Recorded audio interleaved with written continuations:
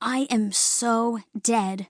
Brian slumped down in his seat and stared gloomily out the windshield. You can't be dead, Roni said, making a U-turn on Riverview Terrace. Your mouth is moving. I might as well be dead. My mom's gonna kill me. I doubt it. Mothers rarely kill their sons. Brian looked at Roni. He was beginning to understand why Alicia had whacked her with a backpack. I wasn't being literal, he said. Okay then, I won't quote you. She winked. Brian looked back at Bloodwater House. Who do you think is scarier, Mr. or Mrs. Thorne? Neither of them is as scary as your mom, said Roni. Roni had been ordered to drive Brian home after his mother's quiet explosion outside the Bloodwater house. Amazing how his mother could do that. Get really quiet and at the same time scare the liver out of you. She had told him in no uncertain terms to get his sorry butt home. Roni said, I'm just kidding. Your mom is a good connection. You wouldn't say that if you were connected to her, Brian said. At least not when she's mad like that. She doesn't seem so bad. So, were you adopted or what? Brian was startled.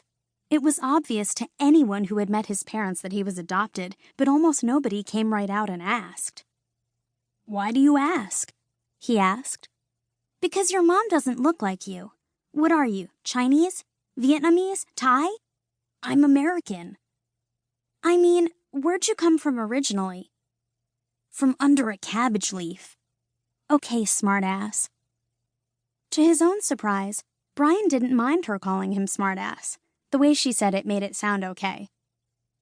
Actually, I'm from South Korea, he said. Cool, South Korea. Do you like your parents? He shrugged. They're okay, I guess.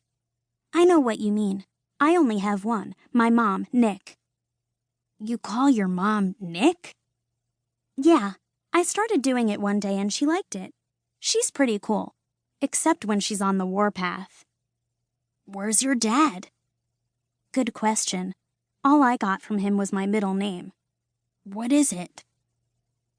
Roni didn't say anything for a couple of seconds, then shrugged and said, Quigley. Petronella Quigley Delicata. And if you ever tell anyone, I'll be forced to kill you. I am being literal.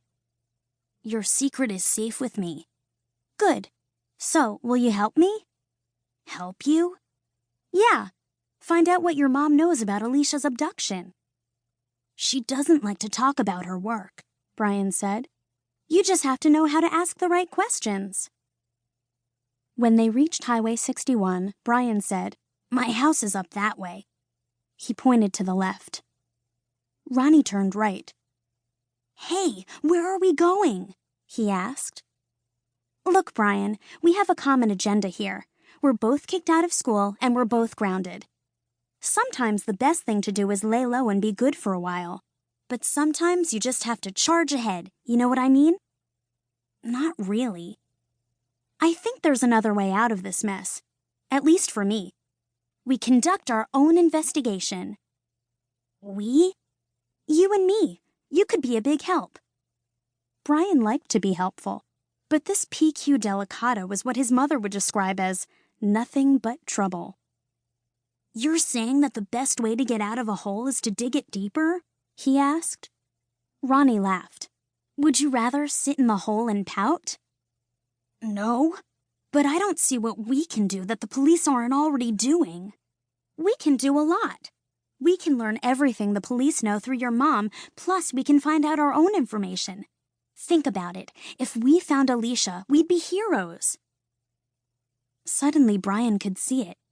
His mom beaming down at him, his father actually seeing him, all the kids at school tossing him up on their shoulders, maybe even a park or a street named after him.